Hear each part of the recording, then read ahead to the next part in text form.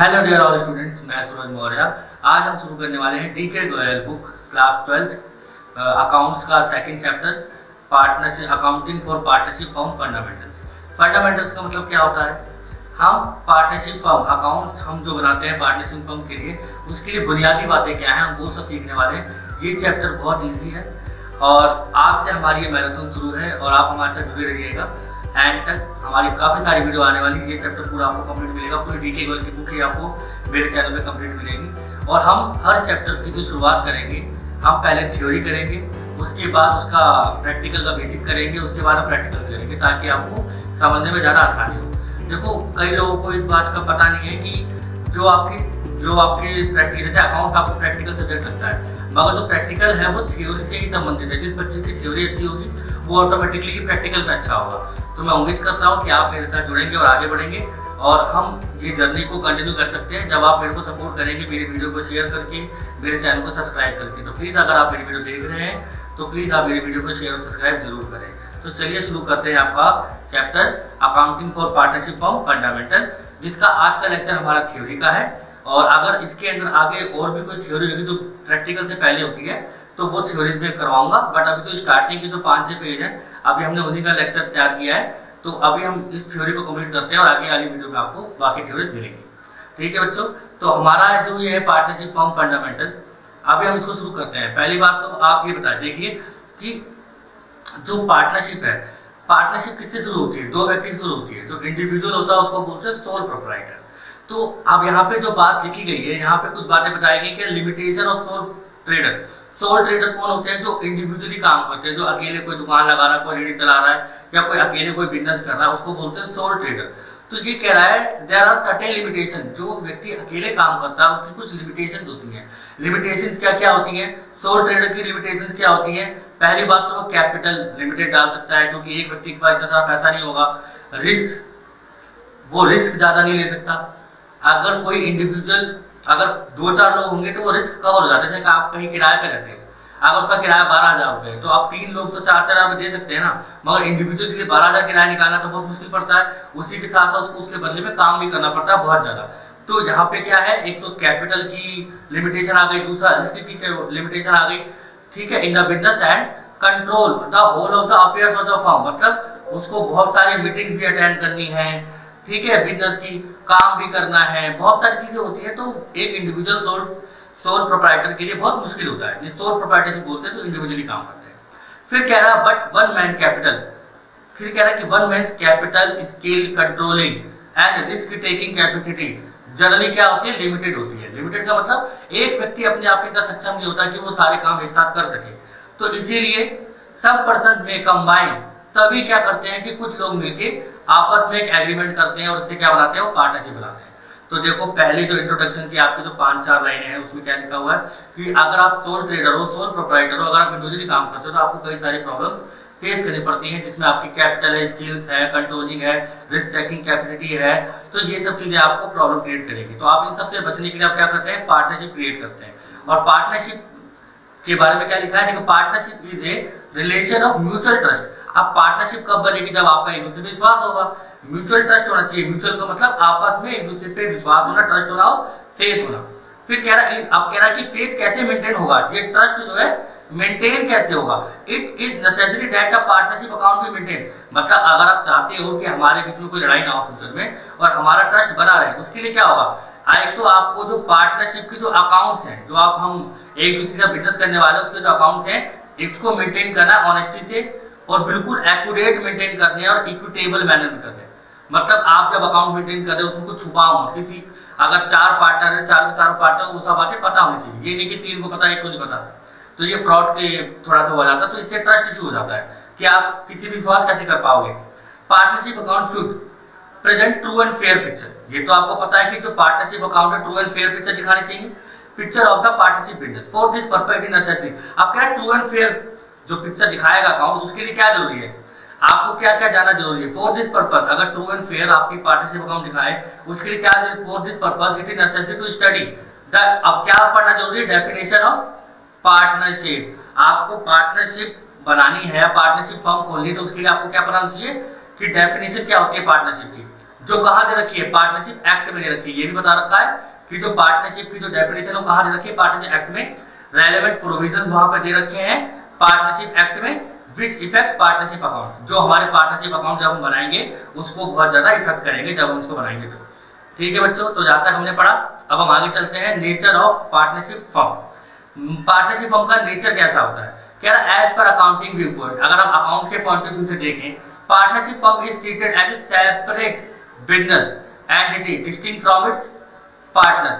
मतलब अकाउंट्स के point of view से तो ऐसा होना चाहिए था कि पार्टनरशिप सेपरेट लीगल एंटिटी है। मैं आपको बता दूं कि जो पार्टनरशिप होती है सेपरेट लीगल एंटिटी नहीं होती है, बट अब ये समझा रहा है। ठीक है, अभी हम आगे जाएंगे तो मैं बताऊंगा इसके बारे में अच्छे से, हम एलएलपी के पास पहुंचेंगे। तो कह रहा है as per accounting point of view partnership firm is treated as separate legal entity distinct from its partner. कि डिस्टिंक्ट फ्रॉम इट्स पार्टनर्स का मतलब क्या होता है, एक जो कंपनी होती है पार्टनरशिप और जो उसके मालिक होते हैं दोनों डिफरेंट होते हैं। जैसे रिलायंस कंपनी और मुकेश अंबानी, तो दोनों अलग अलग है ना, क्योंकि मुकेश अंबानी वहां पे सैलरी चार्ज करता है, सैलरी लेता है अपनी कंपनी से, वहां पे एज ए एम्प्लॉय दिखा रखा कि रिलायंस कंपनी में मैं एक एम्प्लॉय हूं, तो इसी को बोलते हैं सेपरेट लीगल एंटिटी की कंपनी और कंपनी का मालिक दोनों अलग अलग होता है। However as per legal point of view partnership firm is not legal entity. मतलब लीगल पॉइंट ऑफ व्यू मतलब क्या हो गया कि अगर आपके ऊपर कोई केस हो जाता है, कोई आपने चोरी कर लिया, अगर आप बैंकक्रप्ट हो गए तो उस केस में कंपनी के मालिक को ही पकड़ा जाएगा, कंपनी की बात नहीं होगी। ठीक है, कंपनी के मालिक पे ही केस होगा लीगल पॉइंट ऑफ व्यू से। In other words it has no existence separate from its partner. इसका मतलब ये कहना चाहता है कि एक जो पार्टनरशिप फर्म है उसका अपने पार्टनर्स के अलावा कोई और एग्जिस्टेंस नहीं होता।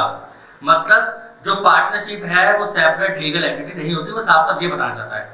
It means that in case of bankruptcy, कहना चाहता है अगर बैंकरप्सी हो जाती है पार्टनरशिप फर्म में, private state of the partners would be liable to meet the partners firm debt. मतलब लेट्स सपोज अब 3 पार्टनर है, 3 पार्टनर में से एक पार्टनर ने कहीं से आके लोन ले लिया, तो वो जो लोन की लायबिलिटी वो तीनों के तीनों पार्टनर पे आएगी। ठीक है, और अगर तीनों के तीनों पार्टनर वो लोन नहीं भर पाते तो उनकी पर्सनल प्रॉपर्टी भी उस लोन के बिहाफ पे पे की जाएगी। ठीक है, तो तभी पार्टनरशिप एक्ट थोड़ा सा, पार्टनरशिप एक्ट में एग्रीमेंट में लोग कम जाते हैं, क्योंकि यहाँ पे आपको पता चल गया होगा कि अगर हम किसी के साथ पार्टनरशिप एग्रीमेंट करते हैं या एक्ट में जाते हैं तो उसके तहत हमारे साथ क्या हो रहा है कि अगर मैंने लोन ले रखा है, अगर हमारे किसी और पार्टनर ने भी फ्रॉड कर रखा है तो उसके चक्कर में हमें भी फंसना पड़ेगा। ठीक है, आगे चलते हैं। Section of definition of partnership, देखो section 4 of Indian partnership act define the partnership as follows. तो सेक्शन 4 आपको बता रहा है कि पार्टनरशिप एक्ट कैसे है, क्या है। चलिए इसको पढ़ते हैं आगे। कह रहा है partnership is the relation between persons who have agreed to share the profit of business carried on by all or any of them। मतलब क्या पार्टनरशिप का मतलब क्या है, रिलेशन बिटवीन पर्सन्स।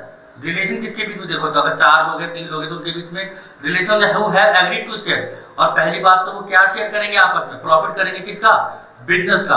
और वहां पे कैरिड ऑन ऑल और बाय देम, मतलब या तो तीनों के तीनों मिलकर काम कर रहे हो या उन तीनों के बिहाफ पे कोई एक काम कर रहा हो। ऐसा भी तो हो सकता है ना कि 3 पार्टनर, एक पार्टनर मीटिंग करने जा रहा हो, बाकी तो वहां पे दूसरे काम कर रहे हो, तो तीनों के तीनों भी काम कर सकते हैं, तीनों के बिहाफ पे एक भी काम कर सकता है। इसका मतलब ये। तो हमने यहाँ पे पार्टनरशिप की डेफिनेशन देख ली। अब हम आगे चलते हैं मेन फीचर्स पे। फीचर्स देखिए, ये बहुत इंपॉर्टेंट फीचर्स है, तो हम इसको एक एक करके अच्छे से डीपली पढ़ेंगे।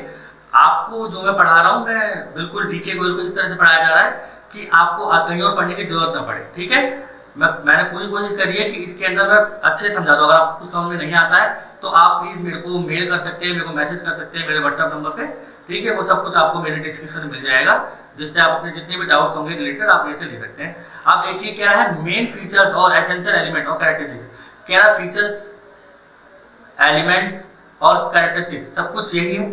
ठीक है, अब देखो इसमें फीचर्स क्या क्या है। पहला क्या है, 2 और मोर पर्सन्स। पार्टनरशिप अगर बनानी है आपको तो इसमें 2 या 2 से ज्यादा व्यक्ति होने चाहिए। फिर कह रहा there must be at least 2 person to form a partnership. Partnership act does not specify the maximum number person. मतलब इसमें maximum number person partnership act में नहीं बताए गए, बट जो हमारा कंपनीज एक्ट है सन 2013 का सेक्शन 464 उसमें लिखा गया है कि इसमें मैक्सिमम पर्सन कितने हो सकते हैं, 50। मतलब पार्टनरशिप अगर आप करते हो तो मिनिमम 2 और मैक्सिमम 50 हो सकते हैं। ठीक है, अनलिमिटेड नहीं है, लिमिटेड है। मतलब यहाँ पर 50 से ऊपर के आप पर्सन नहीं रखते। तो यहाँ लिख रखा है ना, इसमें 2 या 2 से अधिक पर्सन हो सकते हैं, मतलब कितने, मैक्सिमम 50 तक। अब दूसरा क्या रखा है, इनके बीच में एग्रीमेंट होना चाहिए। एग्रीमेंट मतलब देखो जब आप पार्टनरशिप करोगे तो बिना एग्रीमेंट के करोगे तो ऑब्वियसली बात है आगे चल के लड़ाइयाँ होंगी, तो उसको कैसे सॉल्व किया जाएगा, एग्रीमेंट के थ्रू किया जाएगा। क्या लिखा है इसमें, partnership is the result of an agreement. Partnership क्या है? रिजल्ट ऑफ एग्रीमेंट है, मतलब अगर आप पार्टनरशिप कर रहे हो तो वो एग्रीमेंट के बाद ही होगा पार्टनरशिप एक्ट। ठीक है, आप पार्टनरशिप बिना एग्रीमेंट के नहीं कर सकते। It must come into existence by the agreement, not bye operation of law. मतलब ये कोई ऑपरेशन ऑफ लॉ से, कोई कानून नहीं इसका पीछे से कि आप पार्टनरशिप कर लो और वो पार्टनरशिप मानी जाए। बिना एग्रीमेंट के कागज साइन करने पड़ेंगे आपको, उसके बाद ही आपकी पार्टनरशिप कंटिन्यू होगी। ऑपरेशन ऑफ लॉ मतलब कोई कानून बना रखा है गवर्नमेंट ने पहले से, उसके अंडर आप आते हो। जैसे कह रहा है कि कॉन्ट्रेरी, मतलब जो हम एग्रीमेंट की बात कर रहे हैं, कॉन्ट्रेरी मानिए उसका विरोध कर रहा है, ये एग्रीमेंट का विरोध कर रहा है। क्यों? क्योंकि हिंदू अनडिवाइडेड फैमिली के अंदर जो लोग आते हैं वो ऑपरेशन ऑफ लॉ के अंदर आते हैं। मतलब हिंदू अनडिवाइडेड में क्या होता है, जैसे दादा के पास कोई बिजनेस था, उसके बाद उसके बेटे के गया, उसके बाद उसके पोते पे गया, उसके बाद नीचे गया, तो इनके बीच में तो कोई एग्रीमेंट की जरूरत है नहीं, क्योंकि ये तो ब्लड रिलेशन चल रहा है। तो इसमें क्या होता है, क्योंकि ये बातें लॉ में लिखी हुई है कि अगर ऐसा होगा तो ऐसा होगा, इसीलिए यहाँ पे आपको ये फैसिलिटी मिल रही है हिंदू अनडिवाइडेड फैमिली के अंदर।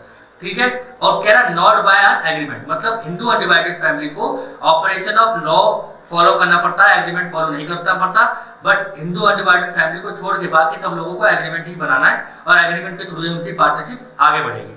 फिर कह रहा है कि जो एग्रीमेंट है कैन बी आयदर, या तो वो ओरल हो सकता है या तो रिटर्न हो सकता है। आपको पता है कि ओरल तो कोई चलता है नहीं, या तो आप वीडियो रिकॉर्डिंग करके रख लो, एक अलग बात है, बट वो चलेगा राइटिंग नहीं। ठीक है, the agreement forms the basis of mutual rights and duties partner. अब कह रहा है एग्रीमेंट में क्या क्या लिखा होता है, उनके राइट्स लिखे होते हैं और उनकी ड्यूटीज लिखी होती है कि उनके राइट्स के, इनको क्या क्या पाने का अधिकार है और क्या क्या इनकी ड्यूटी है। ठीक है, अब थर्ड पॉइंट की तरफ चलते हैं, existence of business and profit motive. देखो पहली बात तो कोई भी बिजनेस हम करते हैं, हमने कोई पार्टनरशिप भी करी है, हमने किसी से दोस्ती भी करी, कोई ना कोई हमारा मोटिव होता है कि हमको ये उससे फायदा होगा। उसी तरह से जब हमने कोई पार्टनरशिप करके कोई बिजनेस बनाया है तो ऑब्वियसली बात है हमारा मोटिव क्या होगा, पैसा कमाना होगा। पहली बात तो कह रहा कैरी करेंगे सम बिजनेस, कोई ना कोई बिजनेस करेंगे, एग्जिस्टेंस बिजनेस। पार्टनरशिप अगर आपने करी है, partnership can be form for the purpose of carrying of business with the intention of earning. उनकी सोच, इंटेंशन माने उनकी सोच क्या होनी चाहिए, प्रॉफिट कमाने की होनी चाहिए। And such business must be legal, और ये बिजनेस क्या होनी चाहिए, लीगल। ऐसा नहीं कि आप ड्रग्स बेच रहे हो, गन्स बेच रहे हो, लोगों को मारने के लिए आपको ऑर्डर आ रहे हैं, नहीं भाई इसको मार के आना, तो ये लीगल काम होना चाहिए, इलीगल नहीं होना चाहिए। एक जॉइंट ओनरशिप और सम प्रॉपर्टी की by itself can not be called partnership. कभी कभी होता है ना कि 5 या 2-3 लोग मिलके एक प्रॉपर्टी परचेज कर लेते हैं, वो कह रहा है वो पार्टनरशिप नहीं है। ठीक है, वो पार्टनरशिप में नहीं आता। पार्टनरशिप में आपका बिजनेस आता है जिसका आप व्यवसाय करेंगे, डेली पैसा कमाएंगे। ठीक है, चलिए आगे चलते हैं। आगे लिखा है शेयरिंग ऑफ प्रॉफिट्स। मैं आपको बता दिया है कि the agreement between the partners must and at sharing of the profit. उनका सबसे मुख्य जो टूल होना चाहिए, क्या प्रॉफिट को कैसे शेयर करेंगे। पहली बार हमने पार्टनरशिप करी इसलिए कि हम प्रॉफिट को शेयर करेंगे। If some person join hands to run some charitable activity, मतलब अगर उसके अंदर जो पार्टनर्स है वो सब मिलके क्या कर रहे हैं, चैरिटेबल काम कर रहे हैं, मतलब पैसा नहीं कमा रहे, तो वो हमारी पार्टनरशिप नहीं कॉल्ड होगी, हम उसको पार्टनरशिप नहीं कहेंगे। देखो पार्टनरशिप तभी एग्जिस्टेंस में आती है जब आप आपस में प्रॉफिट डिस्ट्रीब्यूट कर रहे हो। अगर वो पार्टनरशिप नहीं है तो वो चैरिटेबल ट्रस्ट हो गया, तो चैरिटेबल ट्रस्ट तो पार्टनरशिप नहीं होती ना। ठीक है, अब partners must aim at sharing profit, मतलब एग्रीमेंट में ये लिखा होता है the agreement between the partners must and, जो एग्रीमेंट हुआ है पार्टनर्स के बीच में उनका सबसे मेन एम क्या है, प्रॉफिट को शेयर करना। फिर कह रहा है further if a partner is deprived of his right, deprive का मतलब क्या था, अगर उसके अधिकार से उसको वंचित कर दिया गया है किसी पार्टनर को, तो वो हमारा पार्टनर नहीं कहलाएगा, can not be called a partner. ठीक है, further if a partner deprive of his right to share the profit of the business, तो वो हमारा पार्टनर नहीं कहलाएगा। ये समझ में आ गई। इसमें क्या कहना चाहता है कि अगर कोई पार्टनर को हम प्रॉफिट का हिस्सा देते ही नहीं मगर तब भी हमारा पार्टनर बना हुआ है, इट मींस वो हमारा पार्टनर नहीं है। But it is not necessary that all partner should share the losses also, मतलब कह रहा है कि ये भी जरूरी नहीं है कि सारे पार्टनर लॉसेज शेयर करेंगे आपस में, ये भी इन सबके बीच में। It may be agreed between the partners that one और more of them shall not be liable for losses. आपने देखा होगा कि इसमें आगे टॉपिक आएगा गारंटी ऑफ ए पार्टनर।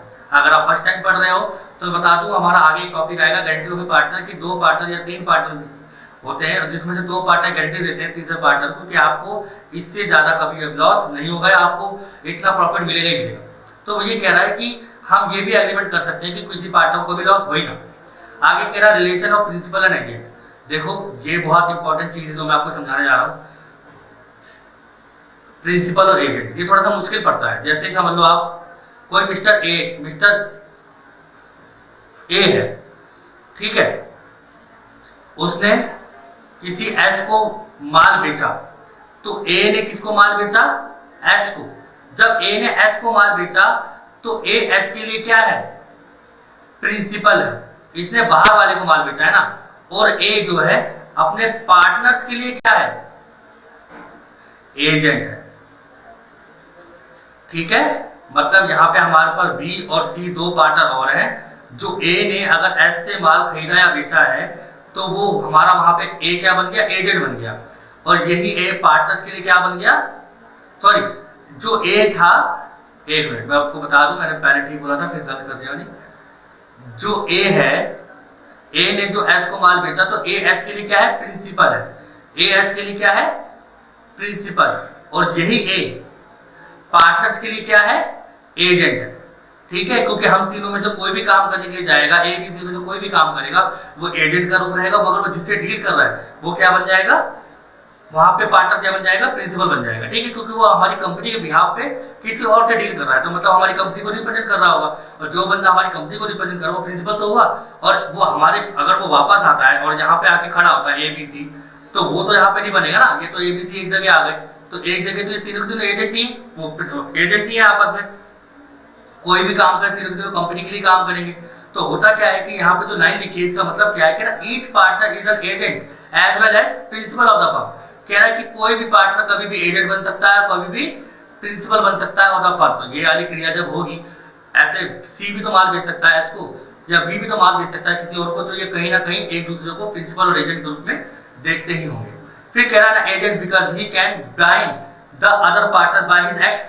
जैसा मैंने बताया कि ये माल बेच के आया, बाइंड कर रहा है बीसी को, और प्रिंसिपल भी बन सकता है क्योंकि वो भी दूसरों को माल बेचेगा। क्लियर है? आगे देखते हैं। कह रहा business carried on by all और any of them acting for all. ये बात हम पहले भी कर चुके हैं कि it means that each partner can participate, मतलब सारे के सारे पार्टनर भी एक्टिव हो सकते हैं और उनमें से कुछ पार्टनर भी एक्टिव हो सकते हैं। इसका मतलब क्या है? कह रहा it means that each partner can participate in the conduct of business and each partner is bound by the act of other partner in respect of the business. मतलब या तो तीनों पार्टनर मिलकर काम करें, या तीनों के बिहाफ पे कोई एक पार्टनर जाएगा, बाकी दो को उसकी बात माननी पड़ेगी कि चलो मैं भी यार कॉन्ट्रैक्ट करके आ गया हूँ। ठीक है, तो बाउंड बाय हिज एक्ट मतलब यही होता है। ठीक है, ईच पार्टनर इज मतलब हर पार्टनर बाउंड है by the act of the other partner, by the act of the other partner की अदर पार्टनर के एक्ट पे वो बाउंड है। ठीक है, मेरे उम्मीद करता हूँ यहाँ तक आपको समझ में आ रहा होगा। अब हम आ गए नो सेपरेट एग्जिस्टेंस। आपको पता है कि लीगल एंटिटी तो है ही नहीं, तो सेपरेट एग्जिस्टेंस भी नहीं होगा। A partnership firm has no separate existence from its members, मतलब उसके मेंबर्स ही कंपनी है अपने आप। आप ये मान के चलो कि एक पार्टनरशिप फर्म बनी है एबीसी लिमिटेड, तो उसके ऊपर अगर कोई केस होगा तो उसमें पार्टनर पे ही केस होगा। ठीक है, आप ये मान के चलिए। It means that all agreement, जितने भी एग्रीमेंट होंगे firm will be enforceable against each partner, मतलब जितने भी उन्होंने एग्रीमेंट किए हैं, कोई भी कॉन्ट्रैक्ट किया, कुछ भी किया उन्होंने, तो वो सब उनके पार्टनर पे लागू होंगे, उनकी कंपनी पे नहीं होंगे। आगे देखिए, partnership can not come into existence in the absence of any of the above mention, मतलब अगर ऊपर हमने जितने भी एसेंशियल फीचर्स पढ़े इनमें से कोई भी अगर एब्सेंट होगा, अगर इनमें से कोई भी एब्सेंट होगा तब ये हमारा रूल इस पे लागू नहीं होगा। ठीक है, मतलब ये पार्टनरशिप एक्ट नहीं बनेगा, सीधी सी बात है। या पार्टनरशिप एक्ट में नहीं आएगा, पार्टनरशिप फॉर्म नहीं बनेगी। आगे देखो, यहाँ लिख रखा राइट्स ऑफ ए पार्टनर, कि किसी भी पार्टनर्स के राइट्स क्या होते हैं। चलिए राइट्स ऑफ पार्टनर पढ़ते हैं, बहुत इजी है। कह रहा every partner has the right to share profit and loss with the other partners in the agreed ratio, क्योंकि अगर आपके बीच में एग्रीमेंट हुआ है तो एग्रीमेंट में आपने लिखा होगा, उसमें पार्टनरशिप डीड होती है, उसमें लिखा होगा कि आपके बीच में कैसे प्रॉफिट बटेगा।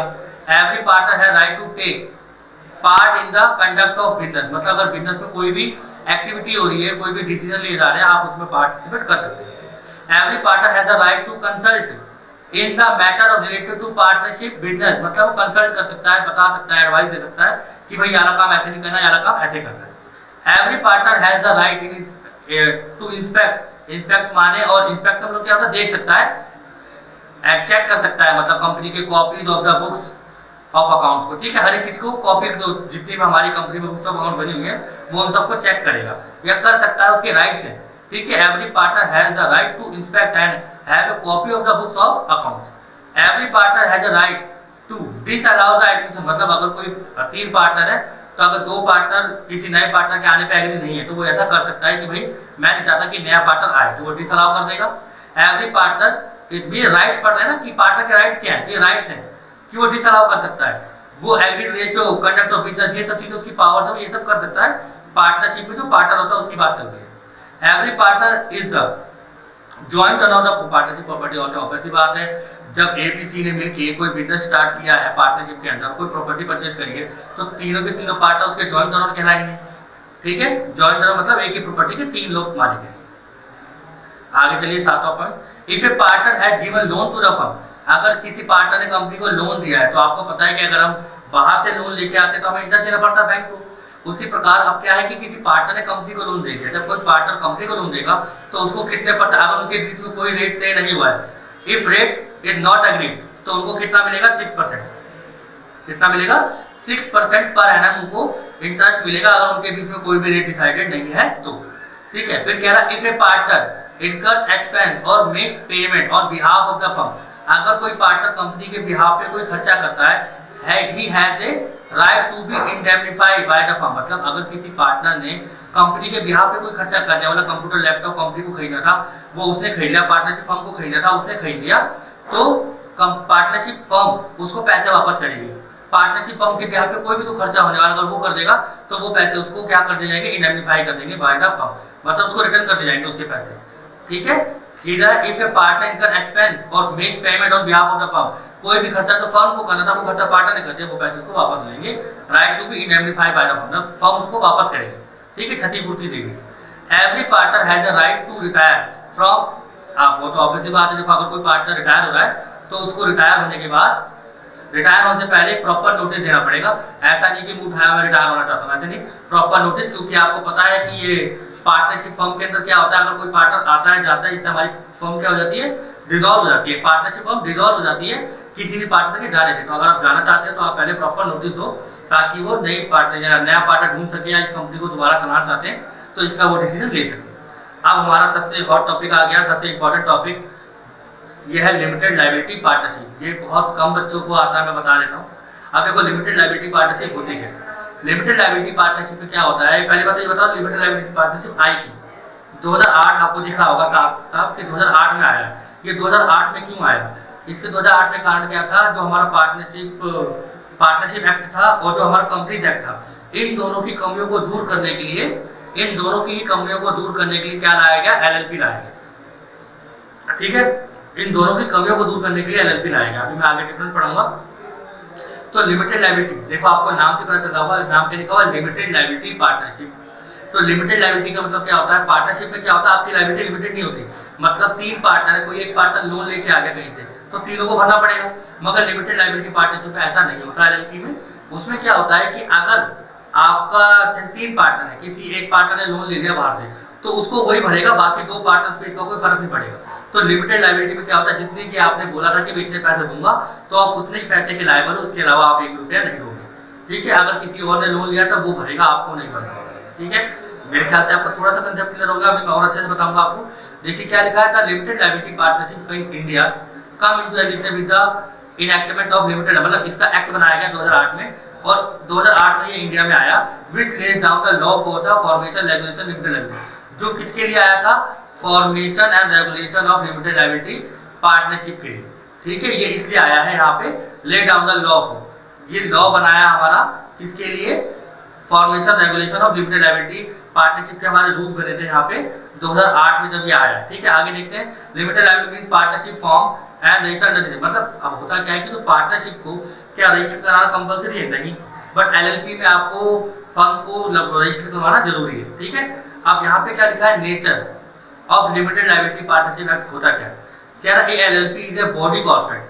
अब मैंने जब ये लाइन पढ़ी तो मेरे को बहुत जरूरी था कि मैं बच्चों को बॉडी कॉर्पोरेट वर्ड बोल के आगे ना चला जाऊं। मैं आपको ये समझाना चाहता हूँ कि बॉडी कॉर्पोरेट वर्ड का मतलब क्या होता है। तो चलते हैं बॉडी कॉर्पोरेट की तरफ। देखो यहाँ पे बच्चों लिखा हुआ है बॉडी कॉर्पोरेट। ठीक है, बॉडी कॉर्पोरेट मीनिंग, पहला क्या कह रहा है, इनकॉर्पोरेटेड अंडर एनी लॉ, मतलब बॉडी कॉर्पोरेट हम उसको कहेंगे तो किसी भी लॉ में बनाओ, किसी भी लॉ के तहत बनाओ, चाहे वो इंडियन कानून के तहत वो कंपनी बनी हो या अमेरिका के कानून के तहत वो कंपनी, तो दुनिया में किसी भी कानून के तहत वो कंपनी बनी हो, उसको क्या कहेंगे, incorporate under any law. Incorporation मतलब बनना बाय एनी लॉ, मतलब किसी भी कानून के तहत बनाओ। उसके बाद कह रहा है it has a separate legal entity, जिस सेपरेट लीगल एंटिटी होनी चाहिए, मतलब मैंने आपको क्या बताया, पार्टनरशिप क्या सेपरेट लीगल एंटिटी है? नहीं है।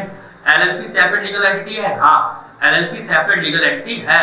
इसमें कंपनी और कंपनी का मालिक अलग अलग होते हैं, ठीक है। अगर कोई कर्जा कंपनी के ऊपर है तो वो कर्जा कंपनी के मालिक के ऊपर नहीं आएगा, जो लायबिलिटी कंपनी की बनती है वो लायबिलिटी कंपनी के मालिक के ऊपर नहीं आएगी। फिर कह रहा है it has a perpetual succession, ये भी बड़ा इंपॉर्टेंट वर्ड है। परपेचुअल सक्सेशन का मतलब क्या होता है, कोई भी पार्टनर कभी भी आ सकता है और कभी भी जा सकता है। अब देखो पार्टनरशिप में क्या था, अगर कोई पार्टनर जाता था तो हमारी कंपनी डिसॉल्व हो जाती थी, तो हमको दोबारा बनानी पड़ती थी। तो कंपनी में आने और जाने से बहुत फर्क पड़ता था पार्टनरशिप में, और कंपनी में तो ज्यादा फर्क नहीं पड़ता। इसी चीज को दूर करने के लिए उन्होंने क्या करा, बॉडी कॉर्पोरेट जो हमारा होना चाहिए परपेचुअल सक्सेशन, परपेचुअल सक्सेशन हमारा एलएलपी में भी आया।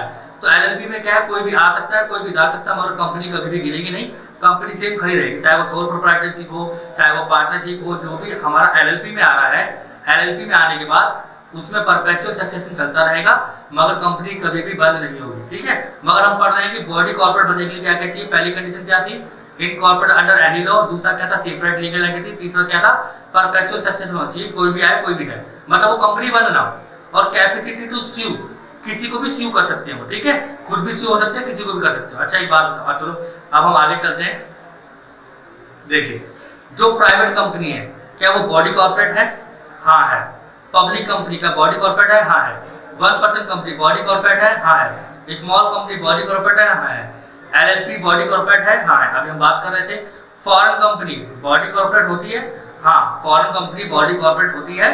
देखो जैसे फेसबुक कंपनी है, अमेरिका में तो इनकॉर्पोरेटेड है ना, हमने पहला पॉइंट क्या पढ़ा था, इनकॉर्पोरेट अंडर एनी लॉ, तो मतलब अमेरिका के लॉ में तो इनकॉर्पोरेटेड है, और माइक्रोसॉफ्ट कंपनी भी इनकॉर्पोरेटेड है। बट यहाँ पे देखिए तो partnership does not come under body corporate, मतलब जो पार्टनरशिप है वो बॉडी कॉर्पोरेट नहीं है। तो मेरे को मैं उम्मीद करता हूँ कि आपको ये वाला पॉइंट समझ में आ गया होगा, क्योंकि हम केवल रट्टा लगा के कोई चीज को पढ़ के हम ऐसे आगे निकल जाएंगे तो हम चीजों को नहीं सीख पाएंगे, ठीक है।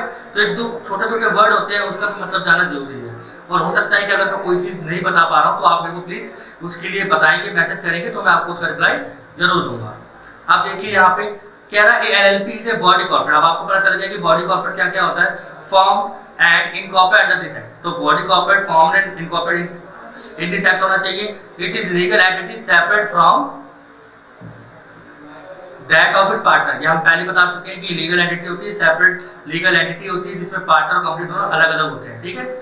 और परपेचुअल सक्सेशन में मैं बता चुका हूँ, परपेचुअल सक्सेशन का मतलब क्या होता है कि कोई भी पार्टनर आ सकता है कोई भी पार्टनर जा सकता है, कंपनी स्टैंड रहेगी, कंपनी का नाम कभी चेंज नहीं होगा। एलएलपी की खास बात होती है कि आप कंपनी का नाम जो आप लेते हो वो नाम कोई और यूज नहीं कर सकता, और वो नाम जिंदगी भर आपका रहेगा। मगर पार्टनरशिप में ऐसा नहीं होता, कोई भी नाम यूज कर सकता है, कभी भी नाम चेंज कर सकते हो, मगर एलएलपी में ऐसा नहीं होता।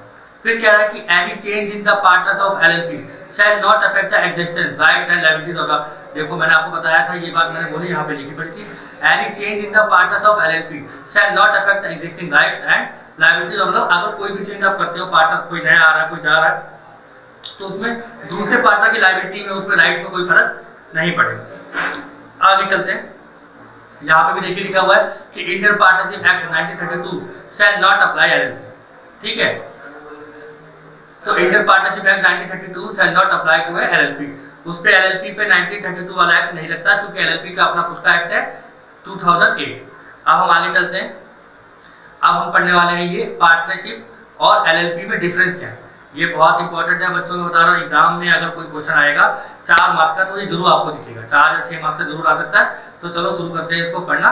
कह रहा इंडियन पार्टनरशिप एक्ट, ये पहली बात है तो पार्टनरशिप है वो इंडियन पार्टनरशिप 1932 है, और एलएलपी क्या है, लिमिटेड लायबिलिटी पार्टनरशिप एक्ट 2008 है। तभी तो यहाँ पे ऊपर लिखा हुआ था कि पार्टनरशिप एक्ट 1932 में एलएलपी नहीं आता। एलएलपी नहीं आता क्यों, क्योंकि एलएलपी का अलग से एक्ट बना हुआ है। अब रजिस्ट्रेशन पार्टनरशिप पे कंपल्सरी नहीं, कुछ लोग रजिस्ट्रेशन कराते हैं, कुछ लोग रजिस्ट्रेशन नहीं करवाते, जरूरी नहीं कि आप रजिस्ट्रेशन करा के पार्टनर बनो, एग्रीमेंट है कोई बात नहीं, आपके बीच में बात हो रखी चल जाएगा। फिर कह रहा कंपल्सरी, मतलब एलएलपी के अंदर रजिस्ट्रेशन होना कंपल्सरी है, ठीक है, आगे कह रहा है कि रिलेशन क्रिएटेड बाय एग्रीमेंट, ठीक है, और ये क्रिएटेड बाय लॉ होता है, ये हम बात कर चुके हैं पहले भी कि जो एलएलपी होता है क्रिएटेड बाय लॉ है और पार्टनरशिप क्रिएटेड बाय एग्रीमेंट होता है, ठीक है। और हमने हिंदू अनडिवाइडेड फैमिली वाली बात भी पढ़ी थी कि हिंदू अनडिवाइडेड क्या होता है, क्रिएटेड बाय लॉ होता है, उसके नाम को एग्रीमेंट की जरूरत नहीं पड़ती। बट पार्टनरशिप के ना एग्रीमेंट चाहिए होता है। एलएलपी अपने आप में लॉ है और एलएलपी में जो क्रिएशन होता है क्रिएटेड बाय लॉ होता है, मतलब कानून के द्वारा होता है। इनमें मतलब एलएलपी में भी एग्रीमेंट होता है, ये नहीं कि इसमें एग्रीमेंट नहीं होता, एलएलपी में भी एग्रीमेंट है। एग्रीमेंट तो हर जगह होगा, बिना एग्रीमेंट के अगर आप कोई चीज करते हो तो आपको आगे उसके कॉन्सिक्वेंसेस भुगतने पड़ेंगे। एलएलपी में भी एग्रीमेंट होता है बट ये क्रिएटेड बाय लॉ है, मगर यहाँ पे पार्टनरशिप में क्या होता है, क्रिएटेड बाय एग्रीमेंट ही होता है, इसमें लॉ का कोई कानून है ही। आगे कह रहा है बॉडी कॉर्पोरेट। अब हम बॉडी कॉर्पोरेट अच्छे से पढ़ चुके हैं। Body corporate can not become a partner. Partnership के अंदर बॉडी कॉर्पोरेट तो पार्टनर नहीं बन सकता, मगर यहाँ पे बॉडी कॉर्पोरेट पार्टनर बन सकता है, जिसके बारे में अभी हमने अलग से बहुत पढ़ा था। It is not a separate legal entity. अब मैं पहले बता चुका हूँ कि जो पार्टनरशिप है सेपरेट लीगल एंटिटी नहीं होती और ये सेपरेट लीगल एंटिटी होती है। और मैं ये भी बता चुका हूँ सेपरेट लीगल एंटिटी का मतलब होता क्या है, तो इसको प्लीज आपको नहीं पता चला है अगर मेरी बातों से, तो आप प्लीज एक बुक खोलिए 11 की, उसको रीड कर लीजिए, गूगल पे सर्च कर लीजिए, आपको ज्यादा अच्छे समझ में आ जाएगा। आगे देखिए, partnership do not have perpetual succession. Perpetual succession में बताया था कि लोगों का आना जाना, मतलब 3 पार्टनर थे, 2 चले गए, 3 पार्टनर थे, 1 चला गया, आ गया, तो यहाँ पे परपेचुअल सक्सेशन नहीं होता। पार्टनरशिप में परपेचुअल सक्सेशन मतलब क्या हो गया, जैसे कोई पार्टनर जाएगा तो पार्टनरशिप हमारी खत्म हो जाती है, डिसॉल्व हो जाती है, तो ये थोड़ा सा नुकसान था पार्टनरशिप में। बट यहाँ पे क्या होता है, परपेचुअल सक्सेशन है, किसी भी पार्टनर के आने और जाने से कोई फर्क नहीं पड़ता, कोई भी आ सकता है, कोई जा सकता है, मगर हमारी कंपनी स्टैंड करेगी, ठीक है, हमारी कंपनी जिस नाम से थी उसी नाम से रहेगी। अब पार्टनरशिप में क्या है, मिनिमम 2 मैक्सिमम 50 हो सकते हैं, और जो हमारा एलएलपी है इसमें मिनिमम तो 2 है मगर मैक्सिमम की कोई लिमिट है ही नहीं, मैक्सिमम की कोई लिमिट नहीं है, देख रहे हो। आगे कह रहा ownership of assets. Firm can not own any assets. Firm मतलब पार्टनरशिप के अंदर कोई भी एसेट्स पे अपना अधिकार नहीं रखता, partner on the assets of the firm. मतलब फर्म मतलब देखो मैंने पहले बताया था कि पार्टनरशिप के अंदर क्या होता है, अगर कोई केस होगा तो कंपनी के मालिक पे होगा, तो पार्टनरशिप के अंदर जो आपके पास प्रॉपर्टी है वो पार्टनरशिप कंपनी की नहीं है जो उन्होंने मिलकर बनाई है, एबीसी लिमिटेड उसकी नहीं है, वो एबीसी 3 अलग अलग लोगों की होती है जो उन्होंने मिलकर पैसा लगा रखा है। तो यहाँ पे लिख रखा firm can not own any assets, मतलब फर्म के नाम से आप कुछ भी खरीद बेच नहीं सकते, पार्टनर्स के नाम से खरीद बेच सकते हो, मगर एलएलपी के अंदर जो कंपनी होती है वो इंडिविजुअल एंटिटी होती है। जैसे हमारा है सूरज मौर्य एजुकेशन सेंटर, तो मैं उसमें काम करता हूँ सूरज मौर्य, मेरे पार्टनर है 2-3, तो हम क्या कर सकते हैं, जो सूरज मौर्य एजुकेशन सेंटर है वो अपने नाम से कोई भी प्रॉपर्टी खरीद और बेच सकता है, रिलायंस कंपनी अपने नाम से कोई भी प्रॉपर्टी खरीद और बेच सकती है, ठीक है। तो कंपनी अपने बिहाफ पे एज ए इंडिविजुअल एक्ट कर रही है, मगर पार्टनरशिप में ऐसा नहीं होता। पार्टनरशिप में जो आपने कंपनी बनाई है, कंपनी केवल नाम मात्र होती है, काम तो उसमें पार्टनर से करते हैं, तो प्रॉपर्टी भी किसने खरीदी है, पार्टनर से खरीदी है, तो राइट्स भी किसका होगा, पार्टनर का ही होगा, ठीक है। अब हम आगे चलते हैं, यहाँ पे देखो जो लायबिलिटी है, लायबिलिटी इनके पास क्या होती है, लिमिटेड होती है, अनलिमिटेड होती है। मतलब मैंने आपको बताया था कि जो पार्टनरशिप एक्ट है उसके अंदर तो 3 पार्टनर, अगर एक पार्टनर बाहर से किसी से लोन लेके आ गया तो वो लोन तीनों को भरना पड़ेगा, ठीक है, तो इसमें अनलिमिटेड लायबिलिटी है। और क्या होता है कि इसमें आपकी पर्सनल एसेट्स भी टेक ओवर की जा सकती है, मगर जब से एलएलपी आया, एलएलपी को लाया इसलिए गया था क्योंकि पार्टनरशिप एक्ट में इतने सारे लूप होल थे, थोड़े नुकसान थे, उससे बचने के लिए हमने क्या करा, लिमिटेड लायबिलिटी पार्टनरशिप लेके आए। इसमें क्या है, कॉन्ट्रीब्यूशन, मतलब जितना एलएलपी ने पैसा डाला है उतने के लिए लायबिलिटी है, उसके अलावा वो एक्स्ट्रा पैसा नहीं देगा। अगर कोई थर्ड पार्टनर किसी से लोन लेके आ जाता है तो वही भरेगा, बाकी बचे 2 पार्टनर पे इसका कोई बर्डन नहीं आएगा, इसी को बोलते हैं, ठीक है। तो कॉन्ट्रीब्यूशन टुवर्ड्स एलएलपी मतलब जितना भी पैसा डाला उतना ही उसके ऊपर लायबिलिटी रहेगी। मैं होप करता हूँ कि आपको यहाँ तक समझ में आ रहा होगा। अब हम आगे चलते हैं पार्टनरशिप डीड की तरफ। पार्टनरशिप डीड क्या होता है, हिंदी में इसको बोलते हैं साझेदारी सलह। पार्टनरशिप डीड एक बच्चों एक पेपर होता है जिसमें हम बातें लिखते हैं कि हमारे बीच में ये बातें तय हुई हैं। अगर कोई पार्टनरशिप एग्जिस्टेंस में आ रही है तो उनके बीच में कॉन्ट्रैक्ट तो साइन होना चाहिए ना कुछ तो एग्रीमेंट होना चाहिए। जिस हम एग्रीमेंट की बात कर रहे थे वो कुछ और नहीं, वो पार्टनरशिप डीड है, उसके नाम ये सब बातें लिखते हैं। देखो अब क्या क्या होता है, कह रहा since partnership is the outcome of an agreement, कह रहा है कि जो पार्टनरशिप किसके थ्रू आती है, एग्रीमेंट के थ्रू आती है। It is essential that there must be some terms and condition agreed upon all the partner, तो कह रहा है इनके बीच में कुछ टर्म्स एंड कंडीशन भी होनी चाहिए। सच टर्म्स एंड कंडीशन में भी या तो ओरल हो सकती है या तो रिटन हो सकती है।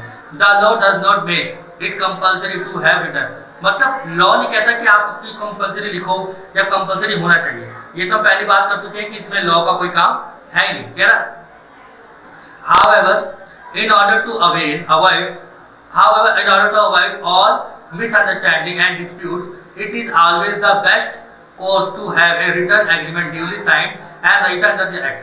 कह रहा है however in order to avoid all misunderstanding, देखो पहली बात तो आप पार्टनरशिप भी बना के दो।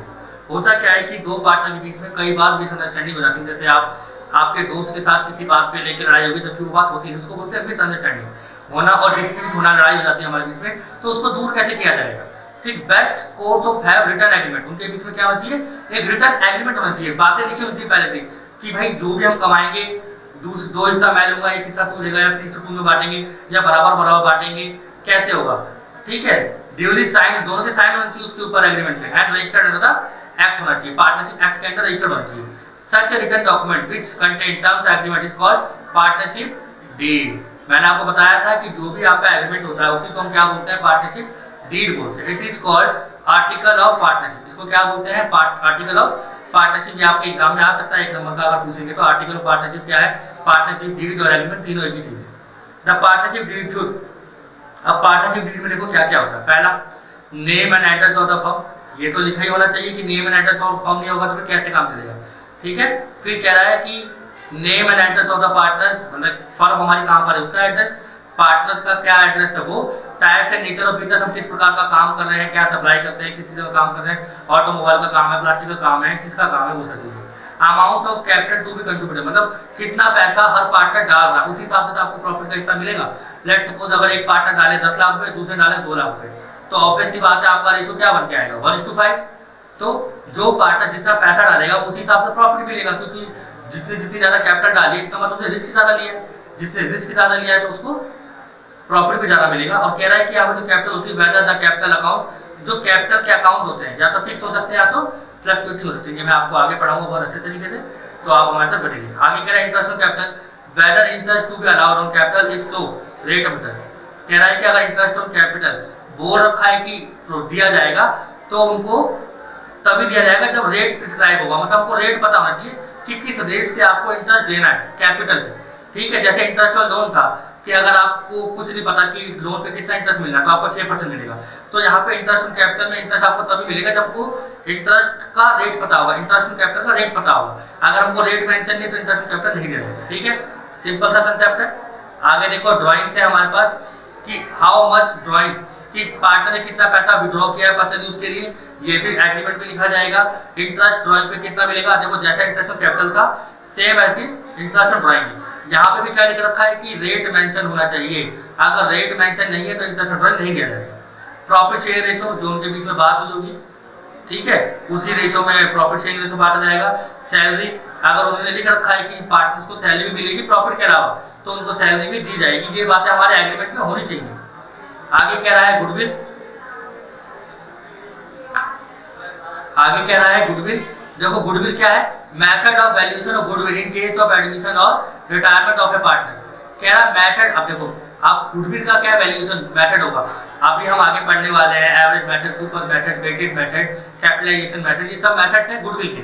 तो कौन सा वैल्यूएशन मेथड लगाओगे आप गुडविल को निकालने के लिए, वो इन केस ऑफ कोई पार्टनर आता है या कोई पार्टनर जाता है, क्योंकि ये जो गुडविल के हम वैल्यूएशन जो करते हैं ना वो दोनों ही चैप्टर में करते हैं, admission of A partner, retirement of partner, ये आपके आने वाले चैप्टर्स हैं। तो कह रहा है कि जो गुडविल की वैल्यूएशन है किसके थ्रू की जाएगी, कौन से मेथड से की जाएगी, एवरेज प्रॉफिट से, सुपर प्रॉफिट से, तो वो सब भी एग्रीमेंट में लिखा होना चाहिए। फिर कह रहा है accounting period of the firm, कि अकाउंटिंग पीरियड क्या लेंगे, मतलब 1 अप्रैल से आपका जो साल स्टार्ट होता है और 31 मार्च को खत्म होगा, तो उसी के अकॉर्डिंग बोल रहा है the period after which final account of the firm to be prepared. ये तो आपको पता है फाइनल अकाउंट 1 साल के बनते हैं 12 महीने के, वेदर ईयरली हो या हाफ ईयरली हो, डेट ऑन विच अकाउंट आप to be close every year, मतलब हर साल आप जिस डेट को क्लोज करते हो अकाउंट उसके अकॉर्डिंग आप कर सकते हो। वैसे मोस्टली आपको पता है कि 1 अप्रैल को स्टार्ट होता है, 31 मार्च को क्लोज होता है।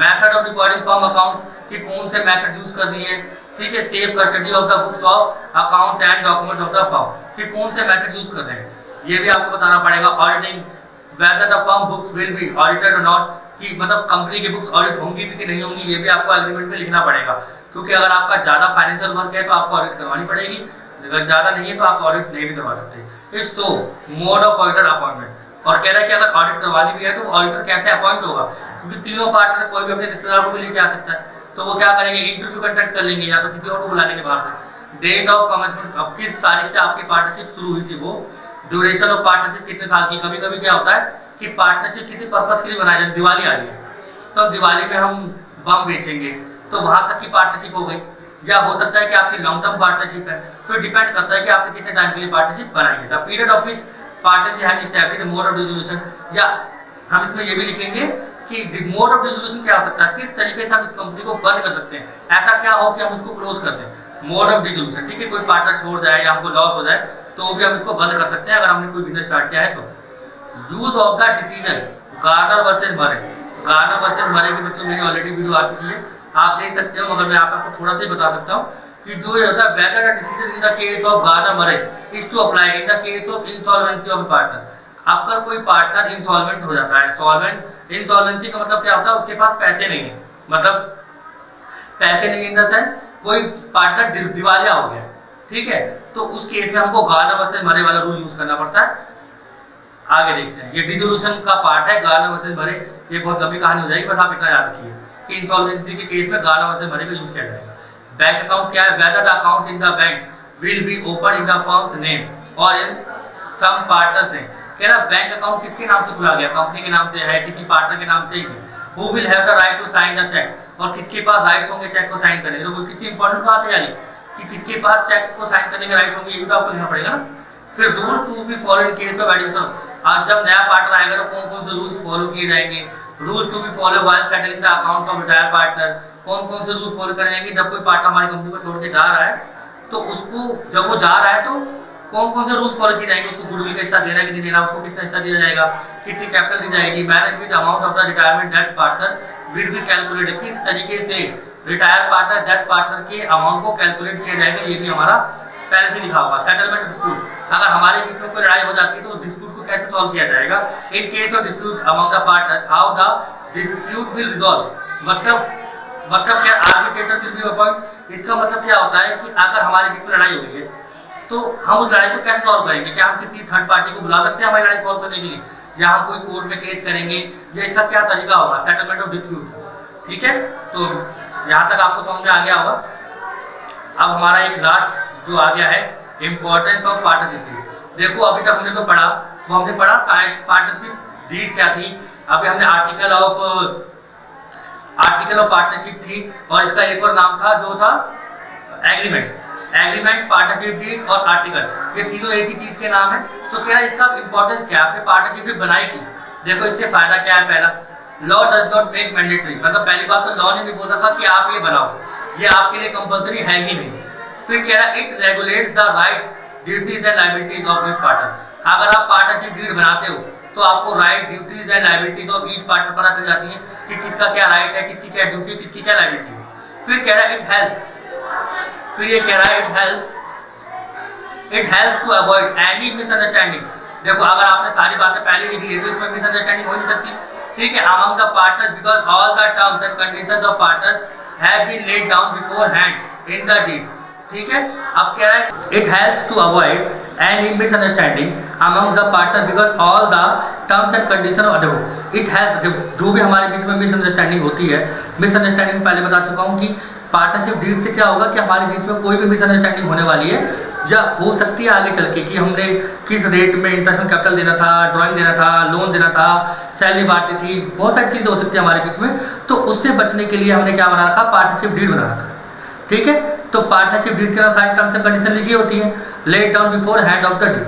फिर कह रहे हैं एनी डिस्प्यूट अमंग पार्टनर, अगर कोई भी पार्टनर्स के बीच में लड़ाई हो जाती है तो उसको कैसे ट्रीट करेंगे हम सब, सेटल इजीली, हम इसको इजीली सेटल कर सकते हैं। पार्टनरशिप डीड में भी रेडीली रेफर टू, मतलब अगर हमने वहाँ पे लिख रखा है पहले से पार्टनरशिप डीड में हमारे बीच में कोई लड़ाई होती है तो किस तरह से डिस्प्यूट को सॉल्व किया जाएगा, तो ऑब्वियस ही बात है ये बहुत हमारे लिए आसान हो जाएगा उस चीज़ को करना। ठीक है, कभी कभी लड़ाई बहुत लंबे समय तक चल जाती है, कोर्ट चला जाता है, केस चला जाता है, या आपने लिख रखा होगा भी लड़ाई हुई है तो जो भी हमारा प्रॉफिट का हिस्सा है उस समय हमारे पास जो भी एसेट्स है वो हम वापस में बांट लेंगे, या तो हम किसी थर्ड पर्सन को बुला लेंगे इसको सॉल्व करने के लिए। आगे देखिए, hence it is always the best course to have a written partnership deed. इसका मतलब अंत में हम यही बोल सकते हैं कि पार्टनरशिप डीड का होना बहुत आवश्यक है। साइंड बाय ऑल पार्टनर्स, उनके साइन भी होने चाहिए और रजिस्टर्ड भी होना चाहिए वो एक्ट। ये तीन चीज़ें होनी चाहिए, एक तो पार्टनरशिप डीड होनी चाहिए, साइंड बाय पार्टनर्स होने चाहिए और रजिस्टर्ड होना चाहिए एक्ट के अंदर। जब तीन जो चीज़ें होंगी तब आप इसका फ़ायदा उठा पाओगे। हमारा आज का लास्ट टॉपिक है बच्चों, आपको लग रहा होगा वीडियो बड़ी हो रही है, मगर ये आपके फायदे के लिए। आप तो केवल आधा घंटा 15 मिनट भी बैठे ना पढ़ने के लिए, ठीक है। अब देखिए rules applicable in the absence of partnership deed. अगर हमारे बीच में पार्टनरशिप डीड नहीं है तो उस केस में कौन कौन से रूल्स लागू हो जाएंगे। हमने अगर पार्टनरशिप डीड बनाई है तो ऑब्वियस सी बात हमने उनसे सारी बातें लिखी होंगी। अगर हमारे बीच में पार्टनरशिप डीड नहीं है तो उस केस में क्या होगा, कह रहा in the absence of partnership deed और वर्बल एग्रीमेंट, अगर हमारे बीच में वर्बल भी नहीं है और if the partnership deed is silent, अगर पार्टनरशिप डीड हमने बनाई है मगर ये सब बातें उसमें है ही नहीं, on a certain point the following provision partnership act 1932 will be applicable. ये चीज़ें आपके पे एप्लीकेबल हो। पहला क्या बोला है, प्रॉफिट शेयरिंग रेशो कैसे बटेगा, इक्वली बटेगा। ठीक है, अगर हमारे बीच में कोई भी बात नहीं हो रखी तो हमारे बीच में जो प्रॉफिट शेयर रेशो कैसे बटेगा, equally irrespective of the capital contribution. इससे पहले मैंने आपको बताया था कि अगर किसी पार्टनर 10 लाख लगाए दूसरे पार्टनर 2 लाख लगाए तो वो क्या करेंगे, अपनी कैपिटल कंट्रीब्यूशन के अकॉर्डिंग प्रॉफिट शेयरिंग रेशो लेके आएंगे। बट अगर आपके बीच में पार्टनरशिप डीड है ही नहीं तो इस केस में आपका कंट्रीब्यूशन देखा जाएगा, जो भी आप कमाओगे दोनों आपस में बराबर बांटोगे। तो लिख रखा है यहाँ पे irrespective of their capital contribution. आगे लिखा है इंटरेस्ट ऑन कैपिटल, क्या no interest on capital shall be allowed to the partner if there is provision of interest on capital in the partnership deed, it will be allowed only when there is profit. अगर आपने partnership deed नहीं बनाई तो वो कह रहा है कि नो इंटरेस्ट, आपको इंटरेस्ट ऑन कैपिटल नहीं दिया जाएगा। If there is a provision of interest, अगर वहाँ पे एक प्रोविजन है कि इंटरेस्ट ऑन कैपिटल दिया जाए तो इंटरेस्ट ऑन कैपिटल आपको तभी दिया जाएगा जब कंपनी में क्या होगा, प्रॉफिट हो। जब कंपनी में क्या होगा, प्रॉफिट होगा। मैं दोबारा बताया था इंटरेस्ट ऑन कैपिटल के बारे में, कह रहा है पहली बात तो अगर आपके पास पार्टनरशिप डीड नहीं है तो इंटरेस्ट ऑन कैपिटल नहीं दिया जाएगा। ठीक है, सबसे पहला कंसेप्ट, अगर आपके बीच में पार्टनरशिप डीड नहीं है तो आपको interest on capital, no interest on capital shall be allowed to the partners, किसी भी पार्टनर को कोई भी इंटरेस्ट ऑन कैपिटल नहीं जाएगा। If there is a provision, अगर कोई प्रोविजन मतलब होता है कि कोई बात छोटी मोटी वहाँ पे लिखी पड़ी है कि ऐसा होगा तो हम इंटरेस्ट ऑन कैपिटल दे देंगे, तो interest on capital partnership deed में अगर लिख रखा है कोई प्रोविजन है तो केवल तभी दिया जाएगा जब उनको प्रॉफिट होगा। ठीक है, सिंपल सा concept. Interest on drawing, no interest on drawing will be charge, मतलब इंटरेस्ट ऑन ड्राइंग दिया ही नहीं जाएगा अगर हमारे पार्टनरशिप डीड में नहीं लिखा है तो। सैलरी टू ए पार्टनर, कोई भी पार्टनर को सैलरी नहीं दी जाएगी अगर उनके बीच में कोई पार्टनरशिप डीड में ये वाली बात नहीं लिखी है तो। इंटरेस्ट ऑन लोन के बारे में हम पहले भी पढ़ चुके हैं, अगर कुछ मेंशन होगा जैसे 12%, 7%, 8% लिखा है तब तो हम इसके अकॉर्डिंग आपको इंटरेस्ट ऑन लोन देंगे। अगर इनमें से कोई सी भी चीज़ मेंशन नहीं है, अगर इसमें से कोई सी भी चीज़ मेंशन नहीं है तो आपको कितना इंटरेस्ट मिलेगा, 6% पर एनम मिलेगा अगर आपके बीच में पार्टनरशिप डीड साइलेंट होती है तो।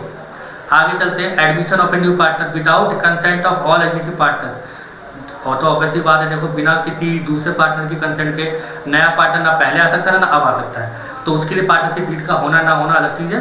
बट यहाँ पे भी नया पार्टनर नहीं आ सकता। ठीक है, फिर कह रहा है each partner can participate conduct of business, क्योंकि देखो यहाँ पे लिखा तो नहीं कह रहा कि ये ए आएगा, बी आएगा, सी नहीं आएगा, सी ने कम पैसे डाले इसलिए वो मीटिंग अटेंड नहीं कर सकता। जब ऐसी कोई बात ही लिखी है तो तीनों के तीनों पार्टनर क्या कर सकते हैं, बिजनेस की मीटिंग को अटेंड कर सकते हैं। Each partner can inspect the books of the firm, कोई भी पार्टनर बुक्स को इंस्पेक्ट कर सकता है और कॉपी मंगा सकता है बुक्स की, बैलेंस शीट की कॉपी मंगा ले, कैश फ्लो की कॉपी मंगा ले, ये सब चीज़ें।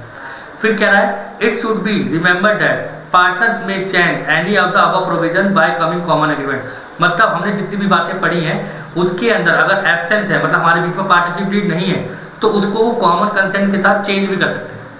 अगर जैसे हमने बोला कि interest on capital irrespective of there contribution है तो वो आपस में बैठ के ये बात कर सकते हैं कि भाई मैंने जितना डाला मैं उतना ही लूँगा, तुम इसको लेकर लड़ाई नहीं कर सकते। ठीक है, तो नीचे उन्होंने एक बात लिख दी कि कॉमन एग्रीमेंट के तहत वो ऊपर वाली बातों को चेंज कर सकते हैं। तो बच्चों यहाँ पे हमारी स्टार्टिंग के कुछ पेजेस थे थ्योरी के, तो हम आगे इसके बाद जो हमारा आने वाला है ये रिकॉर्डिंग ऑफ पार्टनरशिप ट्रांजेक्शन, ये सारा हमारा प्रैक्टिकल पोर्शन आने वाला है, ये आपको मिलेगा हमारा अगले लेक्चर में। तो प्लीज़ आप अगले लेक्चर का वेट करिए और हमारी इस वीडियो को जितना हो सकता है शेयर कीजिए। अभी हमारी जो नंबर ऑफ सीरीज़ है, नंबर ऑफ वीडियोस हैं, मेरे ख्याल से इस चैप्टर की मैं 50 से 60 वीडियो बनाऊंगा, आपके लिए ही बनाऊंगा, मगर मैं तभी बना पाऊंगा जब आप इस वीडियो को शेयर करेंगे, सब्सक्राइब करेंगे, अपने दोस्तों को शेयर करेंगे। जितने भी स्कूल हैं, कॉलेज है, प्लीज़ वहाँ पे वाली वीडियो भेजिए। मैं सूरज मौर्य, डीके गोयल का फर्स्ट पार्ट फंडामेंटल काम करवा चुके हैं। तो थैंक यू, धन्यवाद। बताइएगा कैसा लगा, कमेंट करिए। ठीक है, बताइए कि कैसा लगा। अगर आपको अच्छा ही लगा, कुछ दिक्कत आई है, आप मेरे को बताएंगे, मैं उसमें ज़रूर चेंजेस करूँगा।